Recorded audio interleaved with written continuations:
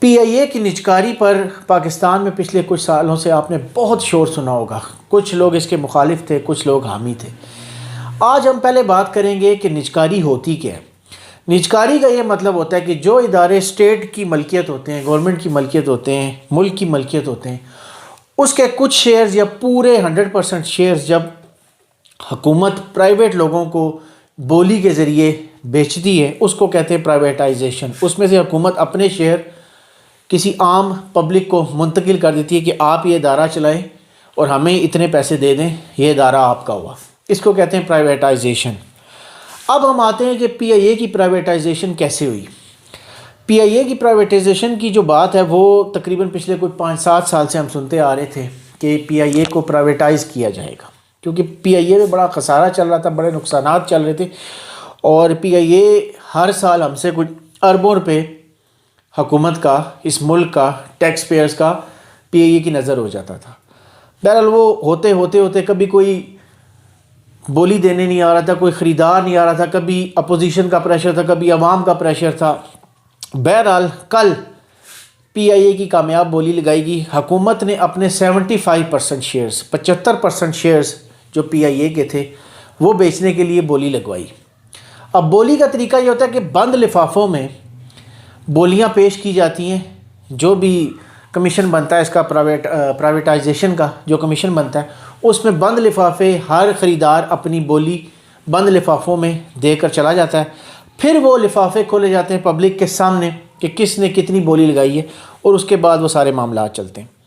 اب جب یہ سارا پروسیس ہوا، آپ نے دیکھا ہوگا یہ لائیو اس کی وہ چل بھی رہی تھی، لائیو اسٹریمنگ چل رہی تھی. ایشو یہ آ گیا کہ 2 گروپس تھے جن میں یہ معاملات جو ہیں وہ آپس میں بولی لگ رہی تھی. ایک طرف تھا عارف حبیب گروپ، آپ کو پتہ ہوگا بہت بڑا گروپ ہے، ان کی ریل اسٹیٹ میں بھی ان کا ہے، ان کا بینکنگ میں بھی ہے، بہت سارے مختلف چیزوں پہ یہ عارف حبیب گروپ جو ہے نا وہ کام کرتا ہے. ایک طرف تھا لکی سیمنٹ، یہ بھی آپ نے سنا ہوگا، بڑا مشہور گروپ ہے.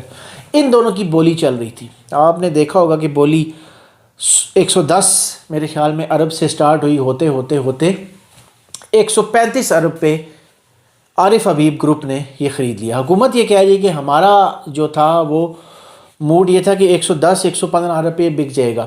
عارف حبیب صاحب جو ہیں، جو اس گروپ کے چیئرمین ہیں، وہ یہ کہہ رہے تھے کہ ہمارا موڈ یہ تھا کہ 130 ارب پہ ہم اس کو لے لیں گے. لیکن کیونکہ سامنے والی جو پارٹی ہے وہ اوپر آتی جا رہی تھی تو ان کو 5 ارب ایکسٹینڈ کرنا پڑا بولی کے لیے، 75% اس کے پی آئی اے کے شیئرز لینے کے لیے. اب ان کا کہنا یہ ہے کہ ہم یہ چاہ رہے تھے کہ پی آئی اے 100% حکومت ہمیں شیئرز دے دے. بہرحال وہ حکومت کی مرضی. اب یہ طے پایا کہ اپریل میں عارف حبیب گروپ کے انڈر 75% شیئر چلے جائیں گے، اور وہ اپنی جو بھی اس میں معاملات ہیں آپریشنز ان کے کنٹرول میں آ جائے گا. ابھی فی الحال وہ فوری 10 ارب روپیہ حکومت کو دے دیں گے. اب آتے ہیں مین ایشو پہ کہ پرائیویٹائزیشن ہونی چاہیے تھی یا نہیں ہونی چاہیے تھی. دیکھیں اس پہ ہر ایک کا الگ الگ پوائنٹ آف ویو ہے. میرے جو نظریے کے مطابق پرائیویٹائزیشن جو ہے وہ ہمارے جیسے ملک میں نہیں ہونی چاہیے. اب اس کا میں ریزن بتا دیتا ہوں. دیکھیں آپ اگر ایک ریڈی والا ایک پوش علاقے کے بندے کے لائف سٹائل کو دیکھ کے اس کو کاپی نہیں کر سکتا. اس کی اپنی جو ہے لمیٹیشنز ہیں، اس کی اپنی لمیٹیشنز ہیں. ہم امریکہ اور یورپ کو دیکھ کے یہ تو کہہ سکتے ہیں کہ جی وہاں اسٹیٹ کوئی بزنس نہیں کرتی، ٹھیک ہے، وہاں کوئی اسٹیٹ بزنس نہیں کرتی. ہمارے حالات ہو رہے ہیں، ان کے حالات ہو رہے ہیں، ٹھیک ہے. اب ایشو یہ آتا ہے کہ آپ کو یاد ہوگا کہ میں یہ سمجھتا ہوں کہ بھٹو صاحب کا جو سب سے بڑا کارنامہ تھا، ان میں ایک کارنامہ یہ بھی تھا کہ انہوں نے ادارے نیشنلائز کیے تھے. یہ تو پرائیویٹائز ہو رہے ہیں، وہ نیشنلائز تھے. نیشنلائز کا مطلب ہے کہ پرائیویٹ لوگوں سے لے کے حکومت کو دے دیے گئے تھے. اب تو حکومت والے ادارے، سرکاری ادارے پرائیویٹ لوگوں کے پاس جا رہے ہیں. اس ٹائم الٹا ہوا تھا. اب ہوتا یہ ہے کہ جب آپ کوئی ادارہ پرائیویٹائز کر دیتے، سب سے پہلے کیا ہوگا؟ سب سے پہلے یہ ہوگا کہ آپ وہ خبریں سننے کو ملنا شروع ہو جائیں گی کہ جی پی آئی اے سے، میں آپ کو ایگزمپشن دے رہا ہوں، ہو سکتا ہے نہ ہو، لیکن جب بھی پرائیویٹائز کوئی ادارہ ہوتا ہے تو سب سے پہلے یہ ہوتا ہے کہ جو ادارہ بھی اس کو خریدتا ہے وہ ٹھیک کرنے کے لیے کہتا ہے کہ یار یہ آپ کے پاس تو ہیڈ کاؤنٹ ہی بہت ہے. یعنی ہیڈ کاؤنٹ کا مطلب ہے کہ بندے ہی بہت ہیں، یہ 5000 بندے نکال دو. اب وہ 5000 بندے اسی اسٹیٹ، اسی ملک کے باشندے ہیں نا. اب اسٹیٹ تو ماں ہے. اگر ایک بندہ نکما بھی ہے، ایک میری نظر میں ایک بندہ نکما بھی ہے، تو ماں تو اس کو کھانا دیتی ہے. ماں تو یہ تو نہیں کہا جی بیٹے تو نکما ہے تو تو بھوکا رہے، ایسا تو نہیں ہوتا. تو اب ہوتا یہ کہ جب پرائیویٹائز ہوتا ہے تو اس میں بہت سارے لوگوں کی نوکریاں جاتی ہیں، بہت سارے لوگوں کی نوکریاں چلیں گی، اس سے ایک تو اسٹیٹ پہ بہت بڑا ڈینٹ آتا ہے، بے روزگاری بڑھتی ہے، ایک ٹینشن کریٹ ہوتی ہے ملک میں۔ دوسرا یہ ہوتا ہے کہ آپ جو ہو نا، آپ حکومت کی اپنی رٹ ختم ہونا شروع ہو جاتی ہے۔ ہمارے جیسے ملکوں میں جہاں پر لوگ ذمہ دار نہیں ہیں، لوگوں کو پیسے کا بہت لالچ ہے، وہاں پر جب آپ اپنے اسٹیٹ کے ادارے لوگوں کو دے دیتے ہیں نا، پرائیویٹائز کر دیتے ہیں، بعد میں آپ تنگ ہوتے ہیں۔ اس کی بہت ساری مثالیں ہیں، میں خیر اداروں کے نام نہیں لینا چاہتا، جو پرائیویٹائز ہوئے بعد میں بڑی تنگی ہوئی۔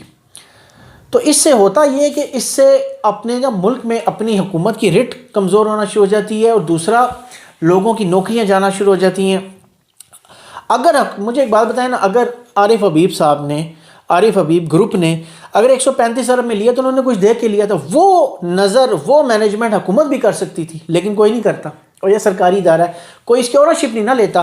ہمارے ملک میں مسئلہ یہ کہ سرکاری ادارے کا مطلب ہوتا ہے اس کو کوئی والی وارث نہیں ہے، حالانکہ وہ میرا بھی ہونا چاہیے، آپ کا بھی ہونا چاہیے، اونرشپ ہونی چاہیے کہ یار یہ میرا ادارہ ہے، ہر بندے کو یہ احساس ہونا چاہیے۔ تو ہمارے ہاں یہ نہیں، ہم نے بیچ دیا 135 ارب آگے۔ مجھے ایک بات بتائیں، پاکستان کے لیے، پاکستان کی جتنی اکانومی کے برے حالات ہیں، قرضوں میں جکڑے ہیں، 135 ارب روپیہ کیا چیز ہے؟ ہم 6 مہینے بعد ہمیں IMF 1 ارب ڈالر کی قسط دیتا ہے، وہ پتہ ہی نہیں چلتا کہاں گئی۔ تو یہ تو 500 ملین ڈالرز بھی نہیں بنتا۔